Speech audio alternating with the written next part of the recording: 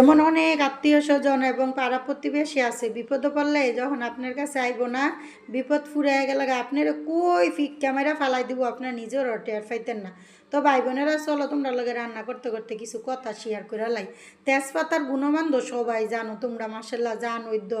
রানতে গেলে বালা মন্দ ছাড়া মনে করো আমরা তেজপাতাটা ছাড়া ভাবধারই না যে তেজপাতা দিতেই হইব, মাংসতে পোলাওতে সব কাজে। পরে রান্না শেষে আমরা কি করি, তেজপাতাটা ফালাই দিই, কারণ এটার যে গুণমান শব্দ আমরা লইয়ে লাইছি, আর এই ফাতাটা দিয়া কিতা করবো। তো এমন কিছু আত্মীয় স্বজন আছে ভাই বোনেরা, তারা কি করে স্বার্থের লাগে আইব, স্বার্থে গেলে ফুরাই গেলে তারপরে দেখবা তোমারে এত তিতা লাগবো তারার কাছে মনে হইব কি স্থিরতা সিরাচ্ছ তিতা বোন তোমরা তারার কাছে বুঝুনি। তা এইসব সুবিধা পাতি আত্মীয় স্বজনের থেকে দূরে থাকনি বালা বোন।